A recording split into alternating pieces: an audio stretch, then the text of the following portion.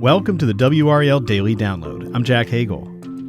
The Johnston County town of Benson is known locally for a 4-day festival called Mule Days, but in the coming years, it's expected to become the focal point for high-tech manufacturing, making it a critical destination for a key national security initiative. WRAL state government reporter Paul Specht wrote about how this town of 4,000 people is expected to grow, and he joins us now. Paul, welcome back. Thanks for having me.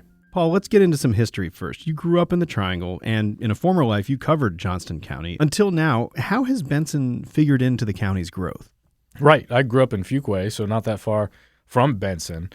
And until now, we've mostly seen the growth grow outward from Raleigh and from Research Triangle Park.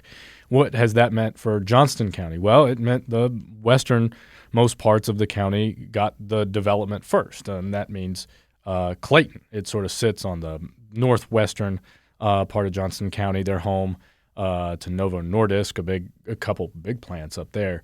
And Benson sort of thought that growth would come to its town someday, but because it's sort of on the southeastern tip of our region. Sort of further away from the core of the Triangle where all the jobs are. Right. It's sort of been slow to go out there. You mentioned it's a town of 4,000 people. That's very small compared to other towns in what we refer to as the Triangle. Because of its size, people mostly know it for a festival that it holds every year called Mule Days. That's where it's sort of a tribute to the town's agricultural roots. Johnston County for decades was mainly agricultural, with tobacco being the prime crop.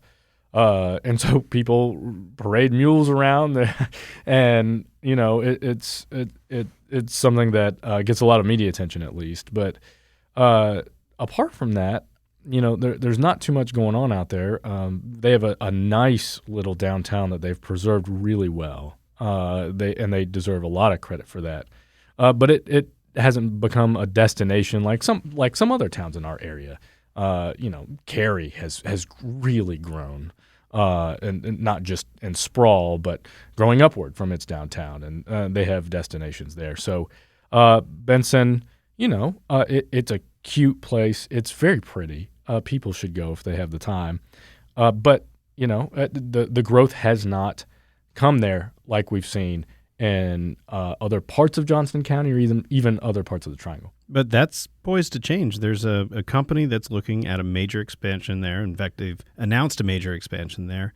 Tell us about that. Right. If you look in the news, you'll see the company's name is Vulcan Elements, and they make rare earth magnets. And that's a big deal for not only our country, for Benson, but for our country. Yeah, these things are used in like every consumer device, from your cell phones. I mean, that's what makes your phone vibrate, all the way up to. They use them in nuclear submarines, right? And so one reason that it's a big deal is because these rare earth magnets are primarily made in China. A lot of those elements, not to be redundant here with the company's name, come from that part of the world. But as many people know, we're in a bit of a trade war, a trade spat with China at the moment. And so the deal, which is a $918 million deal here in Benson, could help the U.S.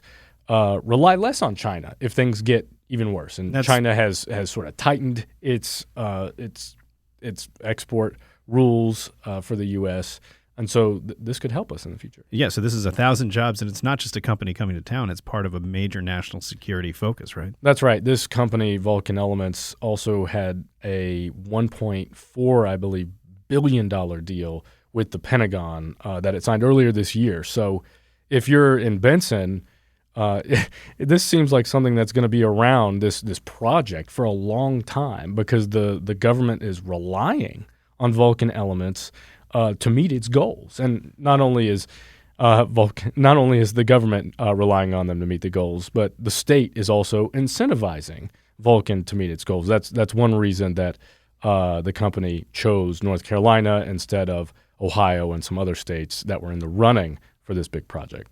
Well, let's take a quick break. When we come back, we'll hear more about how Benson is on the rise. Stick around. Welcome back to the WRAL Daily Download. We're talking with WRAL State Government reporter Paul Specht about new growth coming to Johnston County. Paul, we talked about Vulcan Elements' plans to grow and why it's important to the economy and national security and all that stuff. Why did this super high-tech, innovative company decide to go to Benson, of all places? There's several reasons. First off, the company started in Research Triangle Park, so they're already here.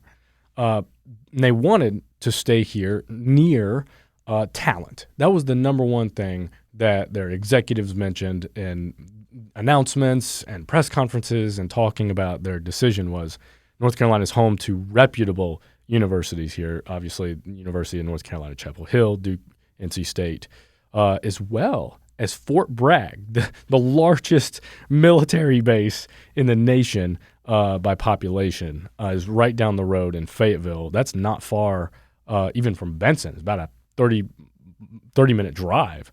And they already recruit from that military base. They talked about hiring people from there who understand supply chains and complex issues and things like that. Well, so you got Benson, not far from Fort Bragg, not far from RTP, and Benson sits at the intersection of a couple major highways in I-95 and I-40. Those are huge reasons. And the other thing that really helped Benson, obviously all those things have been here for a long time. One thing that came online just a couple years ago, back in 2023, was a giant warehouse that investors built called the Crosspoint Logistics Center. And that was a major magnet. That's where they're going to go. It's about, 500,000 square feet already. They're going to double that in preparation for Vulcan Elements. We spoke with Chris Johnson, who is the Johnston County Economic Development Director, and he said, that's the type of thing that companies like to see. He said there's a big difference in taking these CEOs around and saying, oh, we have a big field here, and you could talk to the investors about this big field, and we've got the water and sewer set up when you're ready to start building. And they're like, maybe, I don't know. And I'm paraphrasing what he said, obviously. Yeah, but just having something turnkey is probably a lot easier. Absolutely. You have a spec site is what they call it. And they go, oh, we can envision ourselves here. The walls are already up. You go in and you turn on the light switch, it already works. So having spec space not too far from Fort Bragg, not too far from the headquarters, at a major intersection, I believe I read that the CEO called it a unicorn. It really is. And when you start talking about it, all these elements, all these factors, and all these considerations, you're like, well, why would they have gone anywhere else? And this isn't just a happy development for the town. This is kind of a lifeline of sorts, right? Right. Not only is the town small, under 4,000 people, but they have been struggling financially, at least in recent months. The town put out a press release, I believe it was in July, saying that they'd done an audit and found that they were planning to spend more money than they were taking in. And so they had to do some adjustments in their budget for the current fiscal year, which they then did in August. And now what did that look like? It meant adjusting some of their fees for, various things in town. Their mayor told me he considers the issue resolved. Still, you want to make sure that you have a reliable tax base, and in a couple of years, they will have that more than they expected. That's assuming that Vulcan makes good on its plans to grow, right? Of course. Yeah. Of course. Now, 1,000 jobs, which essentially is a quarter of this, the town's population. That's a big change. You spoke with a few people who have been investing in the town. Are they excited by this? I mean, I would imagine that for the financial reasons that you laid out, that is a good thing for the town. But people have different opinions about growth. What did you hear? I spoke to a man who was really interesting, and I say that that's an opinion of mine, but I think it's true. His name's Paul Boucher. He runs a travel agency down in Benson, but he's also just sort of a businessman. He's an investor down there, and he grew up in the area. And he talked about how Benson has worked really hard to preserve its downtown and its historical landmarks, whether it's the town hall, which used to be a high school, or part of their fire station, one building that the fire station uses used to be an old middle school, and the downtown is actually on the National Register of Historic Places. So they've been preparing. They've been making this, cute little downtown and taking really good care of it with the hopes and expectations that people would start moving there someday.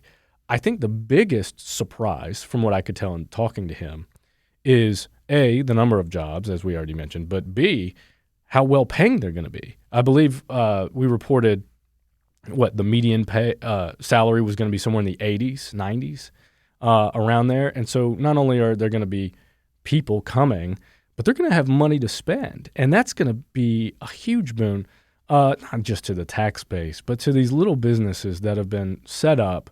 They've been waiting for more people to come. Lo and behold, not only are they going to come in one fell swoop, it sounds like, but they are going to have money to spend. You're going to see it change there. And, of course, they're going to do their best to make sure it changes in a really nice way and not in a hurried way that affects the character of the town. Get out your crystal ball for a second. 5-10 years from now, what do you expect Benson to look like? You don't have to ask me about that, because I asked the mayor that same question, Mayor Rayner of Benson, and he said here's what he did. He got on his computer after this deal came up, and he asked ChatGPT what the town would look like in 5 years, and in 10 years, and in 15 years. And I don't remember the exact numbers that it spit out, but I know that it left him speechless. He was shocked by, of course, this is AI. That is not a guarantee that this would happen. But, by, I believe he said 2030 or 2035, the town would be almost unrecognizable. It will grow so fast. It's probably going to double, triple in size in just a handful of years, And so he wants to make sure that when that does happen, they have people in the right places to take time and care to review proposals for new neighborhoods, proposals for new businesses, proposals for, new developments. And I'm not referring to Vulcan itself. I'm talking about how people are going to buy up the land down there and they're going to want to build anew. And he wants to make sure it continues to reflect the beauty of this little town. And so they expect a lot of change. Benson's not going to look like it does now. It has that cute little downtown, but outside of that, there's still lots of undeveloped land. It's a lot of untouched land compared to other parts of the Triangle. Going to be very interesting to see that transformation. Thanks, Paul. Thank you. That's WRAL State Government reporter Paul Specht. For his article on growth in Benson, go to WRAL.com. I'm Jack Hagel. Thanks for joining us, and thanks for listening to the WRAL Daily Download and for making us part of your morning routine. Another great way to get WRAL news is the Morning Briefing newsletter. It's a daily email with Triangle news, events, and headlines to help you get ready for the day. Sign up at WRAL.com/newsletter.